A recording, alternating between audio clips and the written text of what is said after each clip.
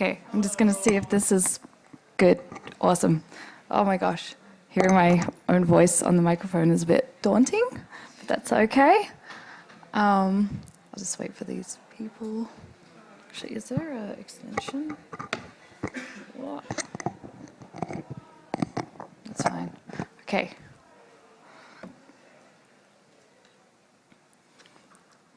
Awesome.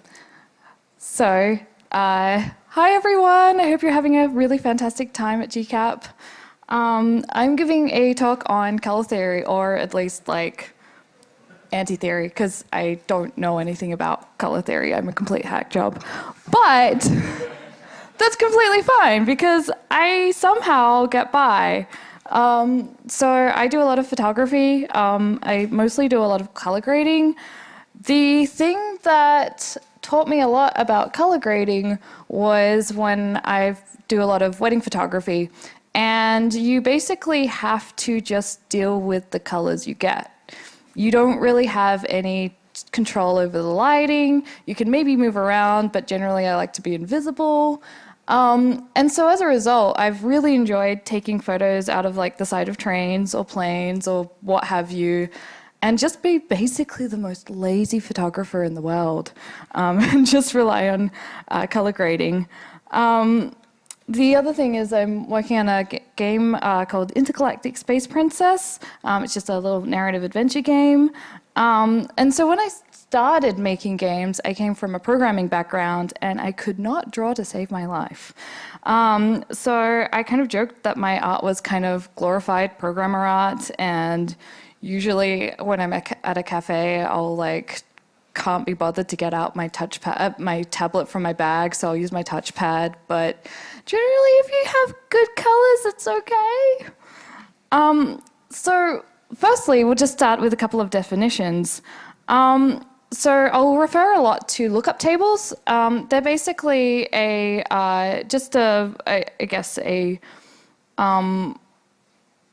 oh my gosh, I forgot my definition. So when I refer to LookUp Tables, I mean the LookUp Tables, the technicality of them, but also when I say grade set for yourself. And when I talk about color grading, I'm not talking about color balancing, which is basically getting your photo or your game to look as best colors as it is, but I'm talking about grading, which is more about storytelling. So generally you're tinting it with whatever kind of emotion that you want. And I really like telling stories. So the first time I realized this was in 2014. I was quite depressed, and I happened to be doing a 2-week photo course on photography. The lecturer told us you could take any photo you wanted, but it had to be with a purpose. So as part of the course, we had to go to Daylesford, which was supposed to be this happy place full of happy people, and I was like, cool, great, awesome. And so when we so when we got there, it was dark and foggy, and I had a field day because I was like, yeah, cool, this is my emotions right here. One of my proudest moments is don't have any achievements to show Mum, but that's one of them. And then I realized that you could grade things how you feel. So for this look, I call it Sad Wes Anderson. And who knew it was so much fun to revel in your misery? So since then, I've had a grand old time grading things how I want them to feel. I love coming up with different grading styles in different moments of my life and then tacking on colors to remember by. I'm generally a pretty lazy photographer, so usually the grading is like an afterthought about 6 months later, but it's a really good way to kind of remember things through colors. So I'll just start with another little disclaimer.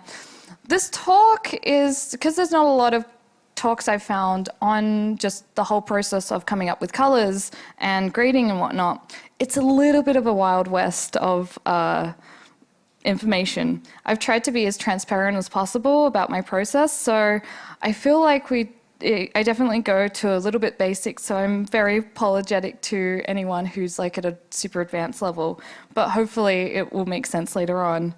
And I've tried to just cover my entire workflow. So, hack 1. This talk is basically going to be a bunch of hacks. Most of the tips here I generally learnt from eyeballing things, my own thought process, and research when I don't know the answer. So my first hack is basically creating a vibe. So one thing that I do when coming up with any kind of color scheme is just smash together a mood board. It's just like 15 minutes, like, okay, go, can do it on the bus, like, it's really fun to do. And it's important that I do this relatively quickly because it's really easy to overthink stuff.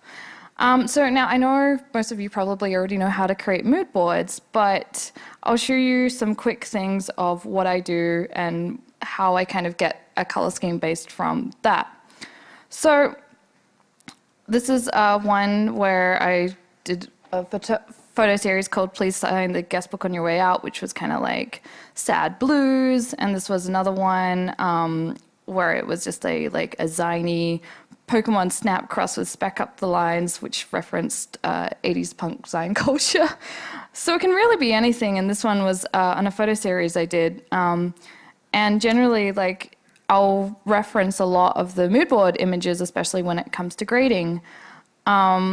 So for the exercise, I gave my roommate, I was like, hey, Chad, please help me think of some things. So he thought of City Beach in the year 2100, and it's a sci-fi, which I was not expecting from Chad.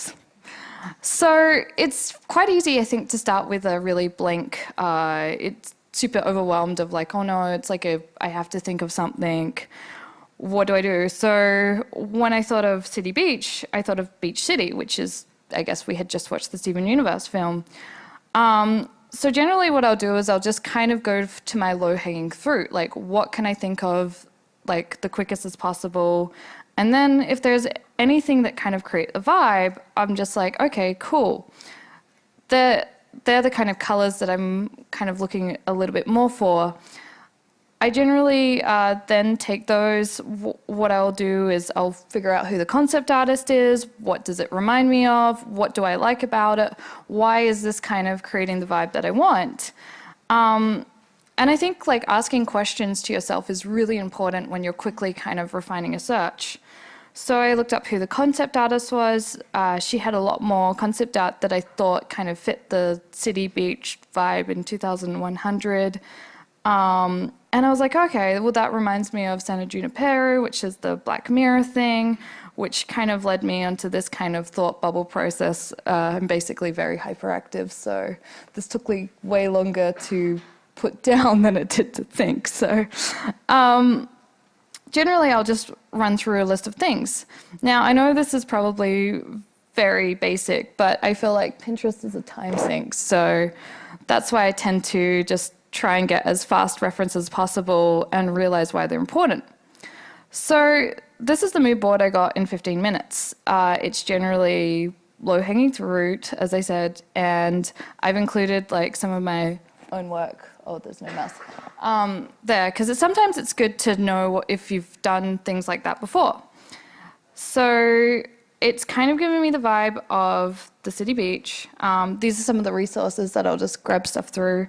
Film Grab is really, really great. You can, if you don't know a lot of films, this is a great place to kind of start and look up a lot of different genres. You've got Shot of the Week, you've got a lot of curated Instagram accounts. But mostly it's like, what are other people thinking of this vibe? And so you can either go with what other people are thinking or you can try and subvert it. So some of the things that were coming to mind for this mood board was it's like, okay, well, if it's the year 2100, I'm seeing a lot of pollution, a lot of haze, a lot of it set at twilight. The lights are kind of blown out. There's like neons, there's pastels, there's purples, and it's overall quite warm. So I was like, okay, well, this is dusty haze. And what I kind of do is start jamming out colors to kind of fit in with that vibe. For a different mood board example, I've got the Kentucky Route Zero kind of one that I was trying to come up with a whole bunch of things that was in common and what the colors were kind of doing. So generally I give my color schemes a name just so I know and I can reference the vibe each time. Generally, I find that it is super important to know why you're creating the colors. So this is the color scheme that I created from that. And my confession is I don't really know how the way color theory works. I know simple schemes generally have about 5 colors. For me, it's about getting 3 different hues and 2 neutral colors, but you can really do whatever you want. This is super good when you're doing websites or pitch decks, but you can use it for a lot of other things as well. This is basically the colors that are really abstracted from the mood board. The dark and the light, I've got bluer shadows and warm tones, as well as the base, which kind of references that pollutional haze color, and the accent that references the neon. But what you can kind of do is you can start playing around with it once you know why the colors are important. So for example, if I wanted to have a little bit more of a natural look rather than the pink neon vibe, I can go with blue, or I could even go, if it's a little bit more sci-fi or city, I can go with the yellow from the other mood board. Generally, it's just about knowing why you're making the colors that you are and having a representation that abstracts it. When I was at Bad Robot, I was just working out of their offices, but it was really great because I got to make a lot of pitch decks. And so it was really good because you can just abstract a pitch deck into typography and a color scheme. And that's literally all you're doing, is you're just quickly going through, you're creating a vibe, has a lot of different vibes, and it can either be like the worst vibe. But generally, it's important to have a reason for every color. So the next thing that I generally do is, for when I'm doing my game, is I have a color scheme that I'm working with that has basically a little bit more complex color scheme. It has the basics up the top, which is generally the way I create assets, neutrals down the bottom, and then accents. For this, for the accents, I decided to go for the pink, which is the neon kind of representative, the orange, which is kind of that like sun dusky color, and the yellow, which kind of represents a lot of the lights from like the city. You can generally make as many or as few accents as you want. You just have to have a reason. But the other thing that you can do with a color scheme is grading, and I'll get onto this later. But to sum up grading, this is the film Her, and as you can tell, like there's a rainbow in here, but it's not quite a rainbow. It doesn't really match it. So to quickly get on to back to the 12 color schemes, the way that I use them really, really quickly, just smashing it together, is for my game. This is my game, Intergalactic Space Princess. Malene is a 14-year-old protagonist with opinion on things. The colors in the room reflect her opinions and communicate to the player how she feels about her environment. So this is kind of her house. It's kind of 50 Shades of Beige. It's a little bit boring, whereas things that she finds interesting, like the fridge or falling down an alien wormhole, are generally quite interesting. When I was making this level, which was the milk bar, I basically wanted to channel the vibe of the disgusting plastic tarp that you kind of found in those old, like, country things, which, chemicals. So when I was choosing the colors, I generally chose the a basis of the mints and beiges and everything like that to kind of tie into that. And then I chose the red as an accent color, which kind of was like that cheesy, like, milk kind of accent color that you kind of seen in a lot of those old country shops. The orange was kind of representative of a lot of the faded posters, and I think I used like an eggplant color because I thought that kind of tied the room together. All the assets that I create use these color schemes, and each level in the game has a different color scheme. But I don't think these levels really go together, but we'll get more into that later. So the way I kind of quickly use color schemes is to quickly like redo a level, and what I call color boxing, which is basically like white boxing, but you have color things. So this is what the old kitchen used to look like, and this is my color scheme that that I used, which is beige at the top, neutrals down the bottom, and then my accent colors, which is representative of Marlene because it's her house. So I quickly mashed together this level, which basically is a whole bunch of colored boxes with some Photoshop bad hackery job that I did because I can't draw. But you can see the vibe straight away, which is this drab kind of kitchen. I then go in and I draw a little bit more, generally using the colors that are from the scene, and I will then create the assets based on the asset color that I chosen. They're basically, I'll just take screenshots of my paint over and then just enlarge them and then do a proper draw over because I'm a very bad artist. But here are some of the assets that I did throughout the game. Generally, they all use colors from that color scheme. And there are some deviations, but generally you'll find that your player's eyes or like whoever's eyes will basically go to those deviations, which is sometimes really useful. So for example, in this scene, I knew that the red was a way to capture the eye's attention, and it's kind of a funny gag with the wash hand signs. So I basically put a red coffee cup near the wash hand signs just to kind of let players know that that is a thing that they should maybe go up to or to draw attention to it. But generally, so I'll just do the art assets, put them in, use that color scheme, and then this is just with ambient light, have the finished room all kind of go together. I'll then use a couple of different grading techniques, which we'll go into later, and that generally makes a pretty finished level that is pretty quick to do, I think. So let's go back to grading. So the thing that I love about grading is you can't polish a turd, but you can absolutely roll it in glitter. So I didn't really know how to take like astrophotography or anything like that. So these photos are taken about 20 seconds apart, and it's just like, well, I kind of want to use them because they got some kind of weird vibe to them, but I don't know how to take starry shots. But then you can just grade them and make it look intentional.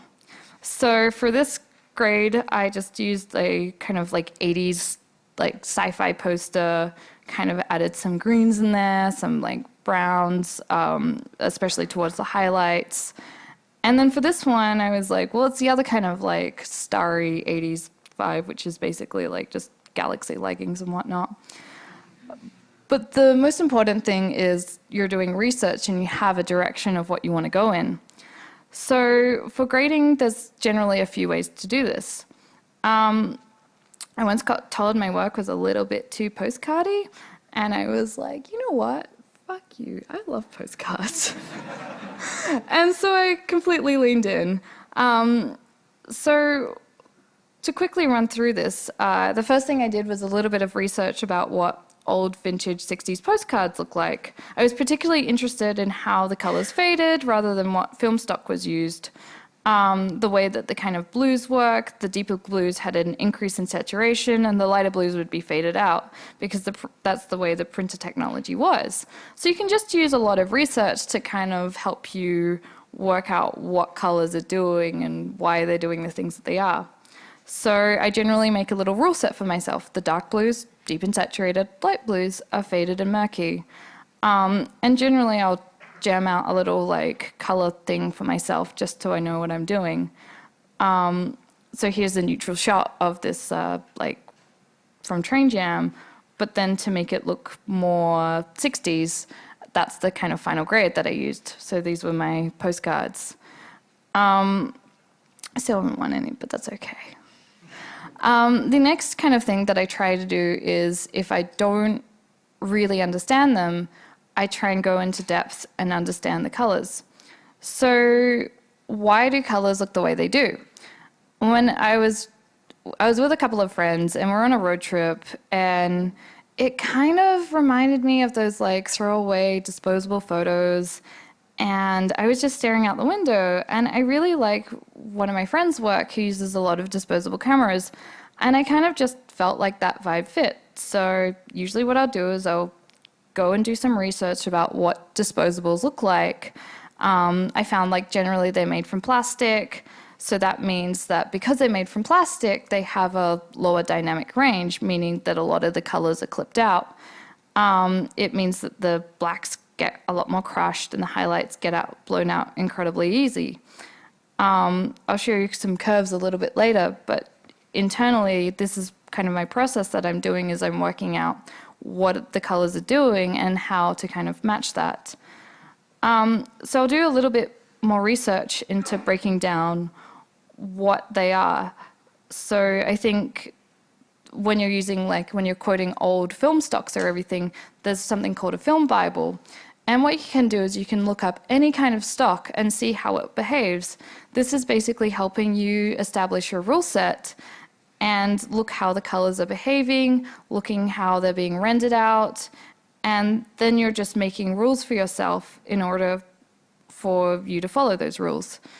I also noticed that plastic lenses versus glass lenses, that kind of did a lot of things to the image properties as well. Here's a shot of my cat, well, my roommate's cat. I'm going to claim this cat. But Aslan, so as you can see, like the effect of having like a plastic lens and smears like does stuff to the colors. So a lot of things can help you channel that vibe. It's just important to know what the different properties are and why you're using the properties. So once I had done the research on it, and I just decided to create a rule set on understanding what colors I wanted to use. So there's a lot of different tools for the job, and while this isn't really a tools talk, I thought maybe it might be good to kind of show you a few things. So I noticed that in film stock, the sunsets created very pink tones. The blacks kind of get crushed to green. It was very murky. The grays were kind of going towards purple, the blues towards gray, and the greens were becoming a lot more subtle. This is just things that you're noticing from putting together a mood board. A really great tool that I tend to use is what's called curves. And basically what you can do is you can extrapolate a lot about the image from the data. So generally the way curves work is that you've got from your darks to the lights, and it's just showing the quantity of colors, which means that if there is a gap at the top image, like as you can see, there's like, you can tell that the highlights have been clipped, which means that there's no image data, there's no lights above I guess, lumosity.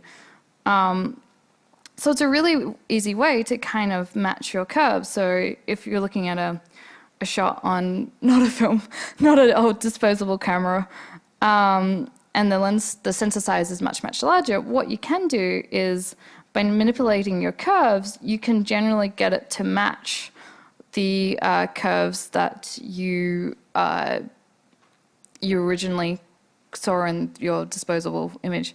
You're basically just data matching.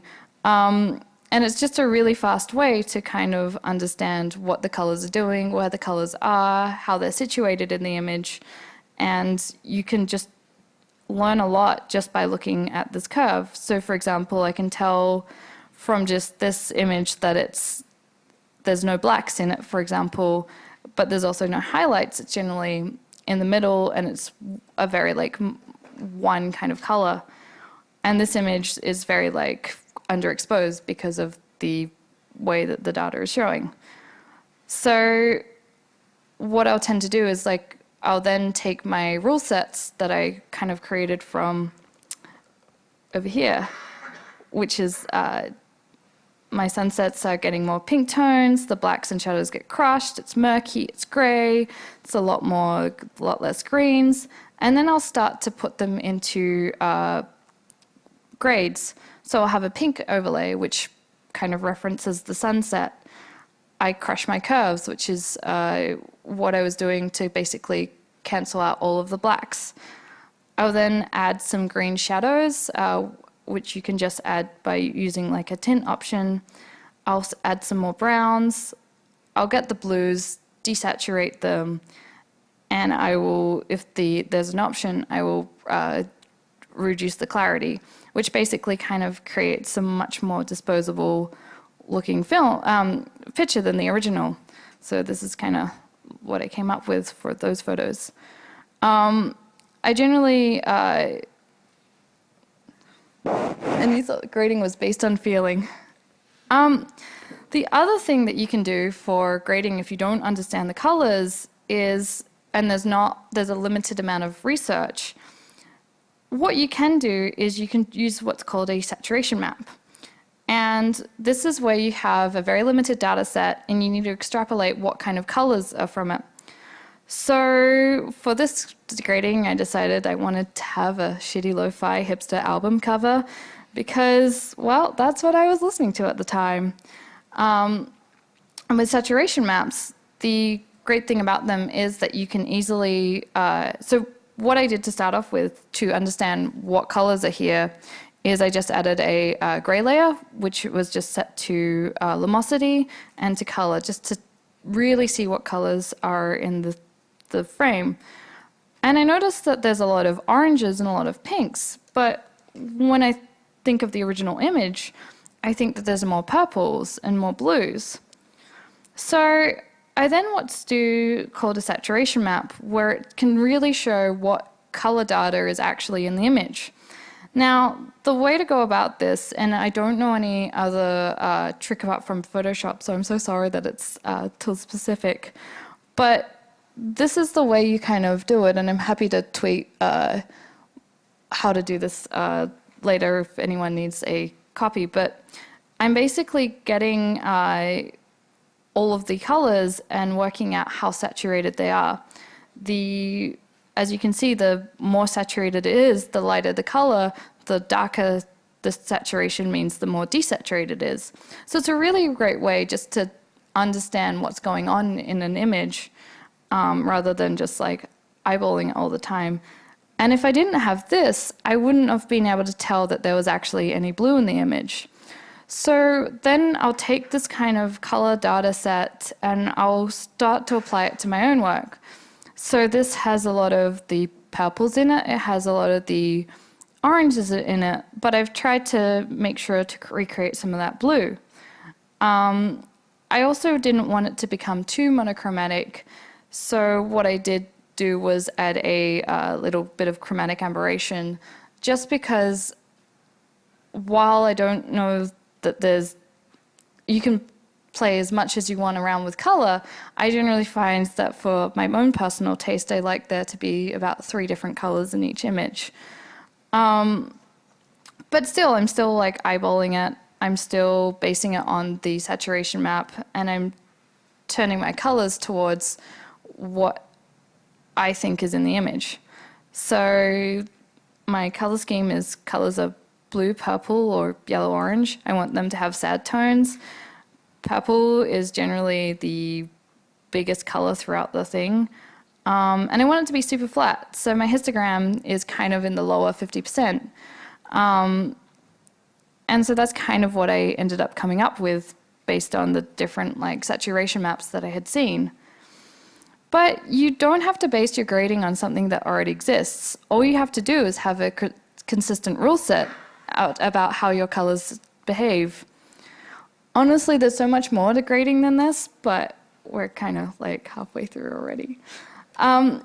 So here's how this is one of the things that I learned, and what I find is really hard to understand about color theory, is it's really opaque and it's really hard to decipher what your colors to work together, because there's a whole bunch of rules, there's a whole bunch of terms, and I'm just like, I don't know what any of that means. So generally for palettes, I'll just jam out a bunch of colors and then add a grade on top of them. So for this, I'm using a lookup table. I'm a huge sucker for Adobe's, the ones built into Photoshop. They're generally based on pre-existing film stocks, which is kind of nice. So generally that kind of makes the colors a little bit closer together. I'll then add a curves layer, which kind of darkens them. I'll add some color balance, which tints them towards purple. And I'll then kind of make the curves a little bit darker, just so I can really tie them together. And I find that generally by pushing the colors closer together by using a lot of adjustment layers, you're always going to have colors that generally work. Grading is kind of like the bow to tie all the presets together. So to go back to my games example, when all of the levels had their own color schemes, but they didn't really work together, generally I tried to create some overarching rules that made everything, I guess, fit the game. So there's an overwhelming amount of brown, desaturated but not depressing, and accent colors kind of define where she is.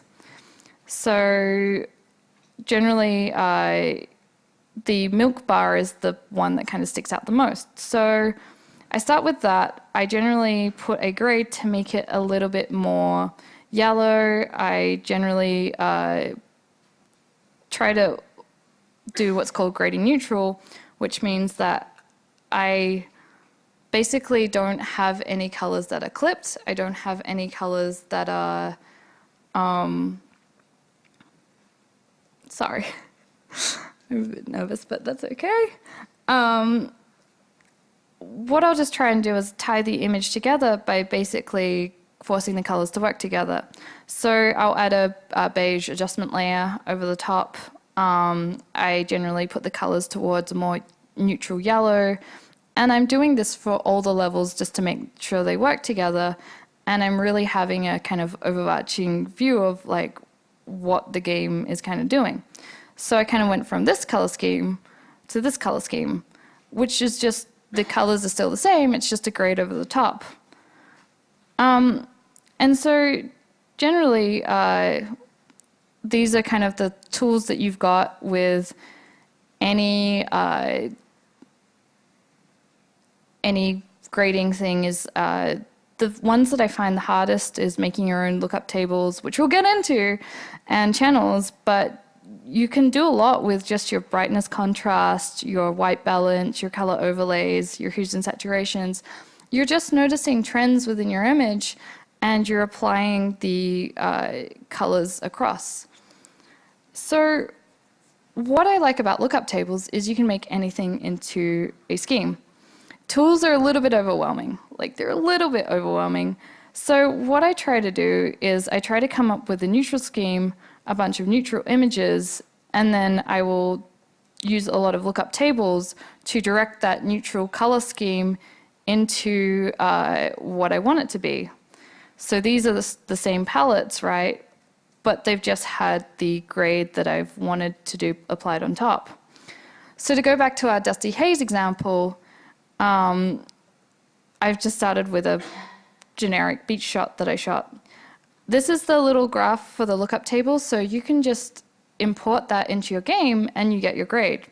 So I'll start with just adjusting the color balance because I want it to have that kind of purple feel.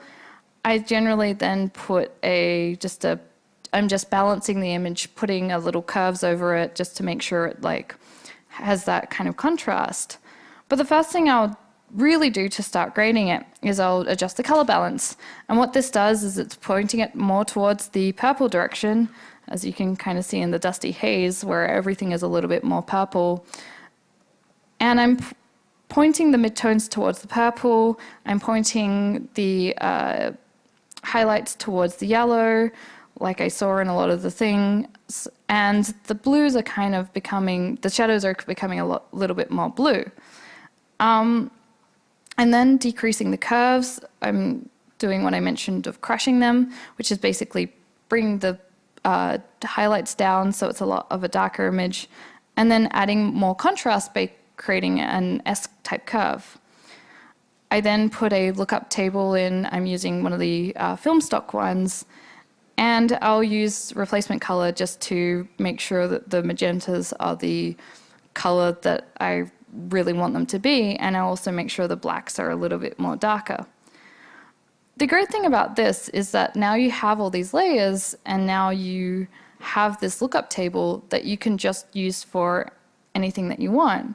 So a few examples that I kind of had on my phone was just like a couple of these images, and you can really kind of tell how much of a difference that the grading makes. To have that windmill from before, it's just you can really tell what it's doing to the colors. Like the reds are kind of becoming a lot more increased in saturation, as well as the whole thing is a lot darker. The other thing that I usually use lookup tables for is when I'm doing research on things. I had a client job where I had to make about 1,000 different colors for a color scheme, but there wasn't any tools. So I had to put them all in spreadsheets, which is fine. I'm fine. So what I did was I created a couple of shaders, and then I used lookup tables to kind of, with adjustment layers, to match what the colors that I was seeing.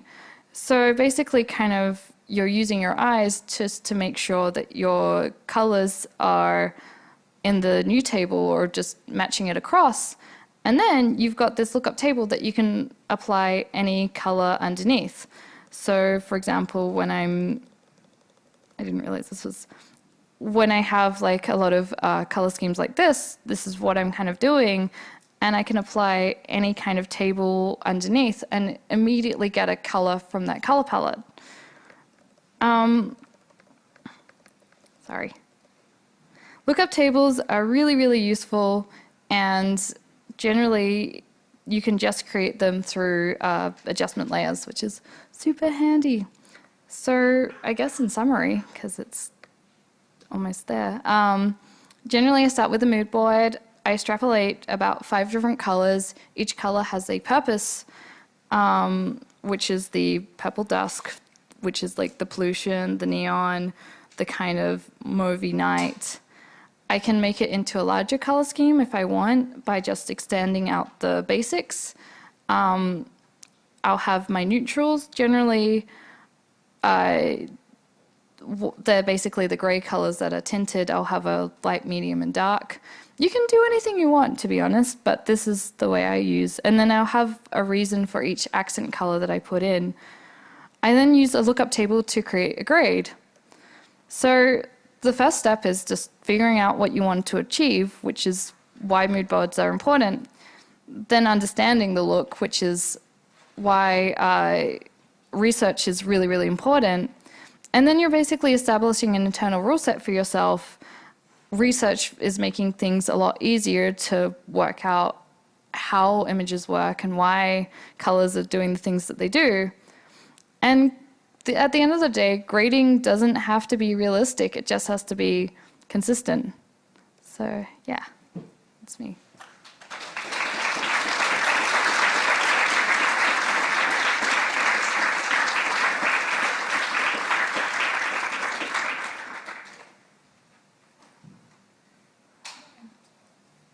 Does anyone have any questions? Oh, hi. I'm colorblind, so I would have trouble picking the colors to start with to make a palette. I was wondering if you had used any tools to help you find those colors to start with. Yeah, absolutely. So one of my favorite concept artists, Kevin Dart, is colorblind as well, and he has incredible colors. So generally what I do is I had a few examples prepared because I wasn't too sure if like questions were going to come up, if I can find my mouse. Why is this?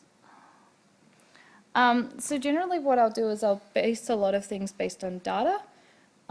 So usually like when you're doing your curves layer, you've got everything within that thing, and you can generally tell the quantity of each color in that different segment. I'll try and match my curves to the quantity. So in to go, why is this not, oh, that's why it's not working. Where is it? Sorry, I'm just trying to find my mouse. There we go.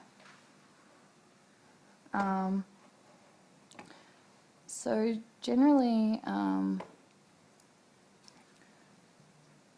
for stuff like this, is I'll pick things, but I will. You've got a lot of different. You're not quite on the big screen Oh.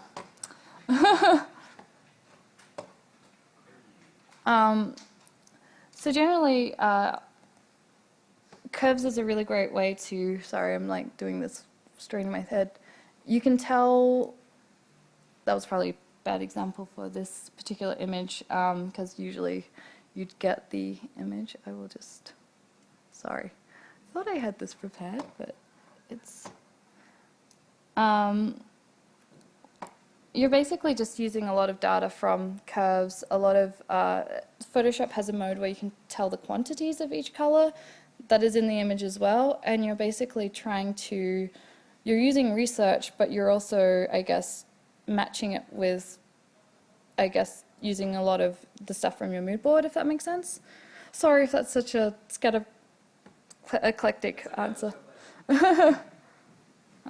Sorry, does anyone have any other questions? Oh, yeah. Do you break your assets in Photoshop or in Engine? Photoshop. But I usually use a lot of, actually no, a lot of them is actually created in Unity because I just use Pro Builder and then I just drag on my like little color palette slides that I kind of created.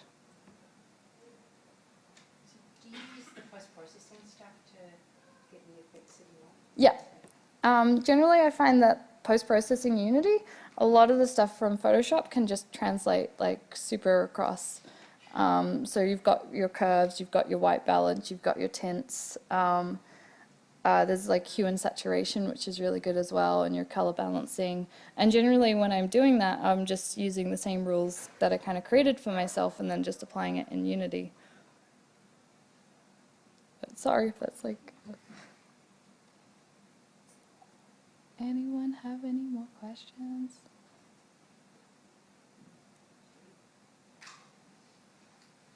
Gosh, I'm sorry.